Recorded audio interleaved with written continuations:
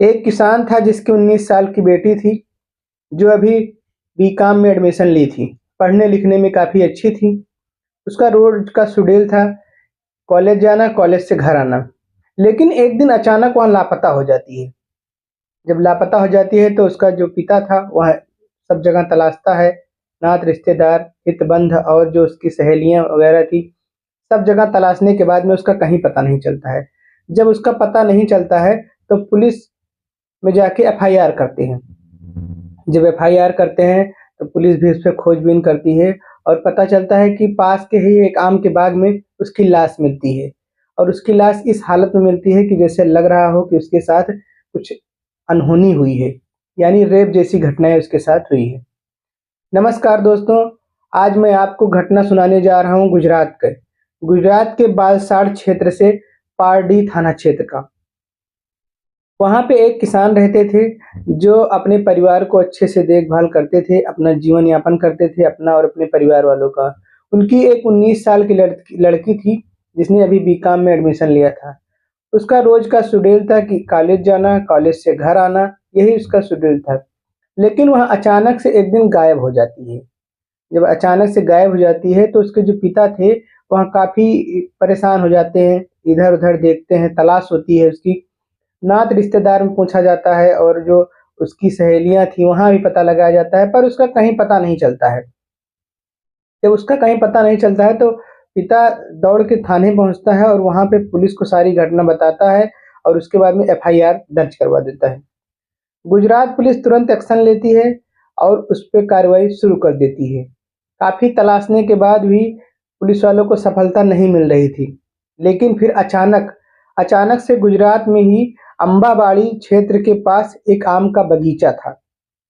उस आम के बगीचे में उस लड़की की लाश को देखा गया। पुलिस को सूचना दी गई। पुलिस वहाँ पर मौके पर पहुँची और लाश को कब्जे में लेकर पोस्टमार्टम के लिए भेज दिया। जब पोस्टमार्टम के लिए भेज दिया, पोस्टमार्टम की जब रिपोर्ट आई तो वो चौंका देने वाली थी। चौंका देने वाली खबर ये थी कि उस लड़की के साथ पहले तो हत्या की गई, उसकी लूट-पाट हुई, हत्या की गई और उसके बाद में उसको जो है मार दिया गया। मारने के बाद उसके साथ मरने के बाद उसके साथ 3 बार बलात्कार किया गया। इस तरह की जब घटना निकल कर पुलिस के सामने आई जब रिपोर्ट में, तो पुलिस महकमे में पूरा हड़कंप मच गया कि आखिरकार इतनी घिनौनी दरिंदगी कौन कर सकता है। पुलिस ने तुरंत टीमों का गठन किया और छानबीन शुरू हो गई कि आखिर कातिल कौन है और किस मकसद से इसने ऐसे घटना को अंजाम दिया। गुजरात पुलिस काफ़ी सक्रिय हुई और चारों तरफ जाँच पड़ताल शुरू हो गई। अब मौके की बात ये थी कि जहाँ से लाश मिली थी वहीं पे एक टी-शर्ट और एक बैग मिला था। 2 सामान मिले थे वहाँ से। उसी के आधार पे पुलिस छानबीन करना शुरू कर दी। लेकिन उसका कहीं पता नहीं चल रहा था कि आखिर ये बैग किसका है, ये टी-शर्ट किसकी है। पुलिस काफ़ी परेशान, सब जगह खोजबीन हो रही है, लेकिन पुलिस को कहीं कोई सफलता नहीं मिल रही थी। आखिरकार पुलिस ने स्टेशन की तरफ रुख किया।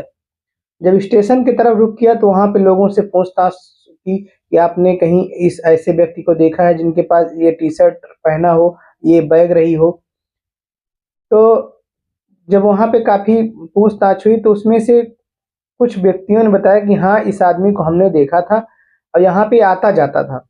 अभी 1-2 दिन से नहीं आ रहा है, लेकिन यहाँ पे आता-जाता था और यही बैग वो लिए रहता था। जब वहाँ पे जो है सीसीटीवी कैमरा चेक किया जाता है स्टेशन के पास में कि आखिर ये व्यक्ति है कौन?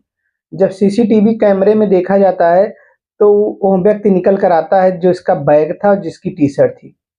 पुलिस उस पे छानबीन करती है और पता लगाने की कोशिश करती है कि आखिर ये व्यक्ति था कौन?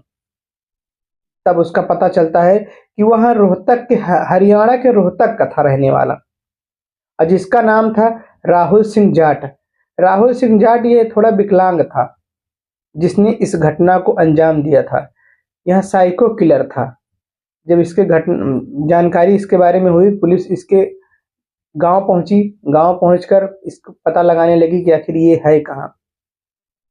काफ़ी पता लगाने के बाद इसका पता नहीं चला कि आखिर ये मौके पर कहाँ है। लेकिन गाँव वालों से पता चला कि पहले यह जब छोटा था तो साइकिल चोर था, छोटी-मोटी चोरियाँ करता था। घर वाले जब इससे परेशान हो गए इसके पिता पहले ही एक्सपायर कर गए थे। घर वाले जब इससे परेशान हो गए तो इसको ज़मीन जायदाद से बेदखल कर दिया और कह दिया कि आप कुछ भी करो, हमें आपसे कोई मतलब नहीं है, और एक एप्लीकेशन थाने में भी डाल दी थी। वहीं पे उसका नंबर लिया गया, नंबर जब ट्रेस किया गया तो पता चला कि वह कोलकाता में है। कोलकाता के हावड़ा ब्रिज के पास उसका नंबर शो कर रहा था। पुलिस वहां पर पहुंची और इसको धर दबोची।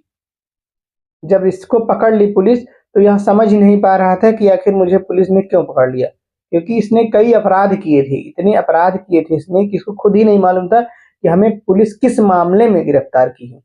जब पुलिस इससे पूछने लगी कि तुमने एक किसी लड़की का कत्ल किया है, तब यह कह रहा है मैंने एक महिला को मारा है और ट्रेन में ही मारा था, विकलांग बोगी में वो चढ़ी थी, उसने मार दिया मैंने उसे, यहीं कोलकाता में ही। पुलिस कह रही है कि मैंने उस लड़की के बारे में नहीं पूछा, उस औरत के बारे में नहीं पूछा, मैं उस लड़की के बारे में पूछ रहा हूँ जो गुजरात के पाराडी थाना क्षेत्र की है। तब यह कहने लगा कि हाँ सर, मैं उस लड़की को जानता हूँ, मैंने ही उसका कत्ल किया है।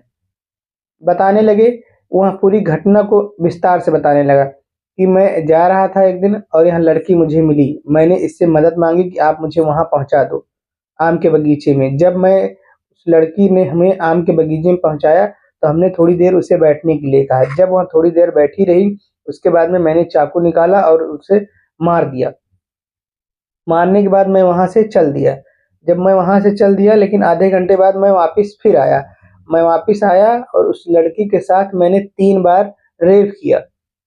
3 बार रेप करने के बाद में मुझे ऐसा लगा कि कोई मेरे पीछे आ रहा है या मुझे कोई देख रहा है, इसलिए मैं वहाँ से भागने की कोशिश करने लगा और उसी भागते समय मेरा बैग और मेरा जो टी-शर्ट था वहीं पे छूट गया और मैं वहाँ से भाग के सीधा कोलकाता आ गया।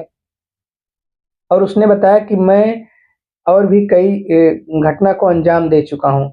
अब पुलिस के गुप्त सूत्रों से भी पता चला कि यहाँ बहुत बड़ा साइको किलर है। इसने कई राज्यों में, 1-2 क्षेत्र जगह नहीं, कई राज्यों में कई घटना को अंजाम दिया है। यहाँ एक ट्रेन में एक टीचर थे जो तबला वादक, जो तबला सिखाते थे, उनको भी ट्रेन में मार दिया था इसने। मतलब इसने कई घटना को अंजाम दिया था। पुलिस जब इसके बारे में सारी जानकारियां जुटाना शुरू की तो एक-एक कर नए-नए मामले खुलकर आने लगे। ये घटना है 24 नवंबर 2024 की।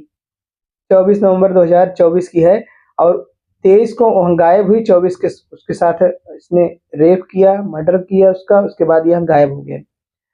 बताया जा रहा है, मीडिया मुताबिक बताया जा रहा है कि कम से कम ये कई राज्यों में अपना जुर्म कर चुका है। राजस्थान हुआ, हरियाणा हुआ, तेलंगाना, उत्तर प्रदेश, पश्चिम बंगाल और महाराष्ट्र जैसे और भी अन्य राज्यों में इसने घटना को अंजाम दिया है। अभी पूछताछ जारी है, आगे क्या होगा क्या नहीं होगा या तो बाद में ही पता चलेगा, लेकिन किस तरीके से दरिंदगी और हैवानियत है। पहला नंबर तो यहाँ विकलांग था और इसको आने जाने में छूट थी, क्योंकि भारत सरकार जो है, जो ट्रेन है, इंडियन रेलवे है, उसमें एक विकलांग बोगी होती है जिसमें आप अगर विकलांग हैं तो आराम से कहीं भी आ जा सकते हैं। इसने उसका फ़ायदा उठाया और जहाँ मन कहता था ट्रेन की उस बोगी में बैठकर और आराम से इस राज्य से उस राज्य, उस राज्य से उस राज्य चला जाता था। अभी तक यह पकड़ा नहीं गया था। इसके ऊपर एफआईआर कई दर्ज थे, कई मुकदमे थे, लेकिन इसको पकड़ने के लिए अगर कोई तत्पर हुई तो वह गुजरात पुलिस थी। गुजरात पुलिस ने सक्रिय कदम उठाया जिसकी वजह से इसे पकड़ा और भविष्य में कोई घटना ना हो इसे रोकने के भी पूरा प्रयास किया। पूछताछ अभी जारी है कि आगे उसने क्या क्या किया है क्या नहीं किया है, लेकिन आप सोचिए इतनी गिरी और इतनी घिनौनी घटिया हरकत कैसे कर सकता है व्यक्ति। पहले तो उसका मर्डर लड़की का कर दिया, उसके बाद में उसके साथ, मतलब एक लाश के साथ आप रेप कर रहे हैं। कितनी शर्मनाक और कितनी घिनौनी हरकत है। यहाँ देखकर ही रूह कांप जाता है। उस लड़की के ऊपर क्या बीती होगी जब उसके साथ मर्डर हुआ और उसके परिवार वालों पे अब क्या बीत रही होगी कि मेरी बेटी को मारने के बाद में उसके साथ ऐसी घटना हुई। आप लोगों को इस कहानी का बताने का उद्देश्य सिर्फ यही है कि जहाँ भी रहें सतर्क, सावधान और चौकन्ना रहें।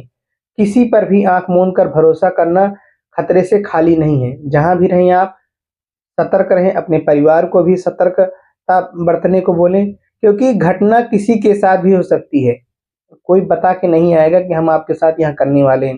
तो इसका उद्देश्य सिर्फ यही था कि आप लोग सतर्क और सावधान रहें।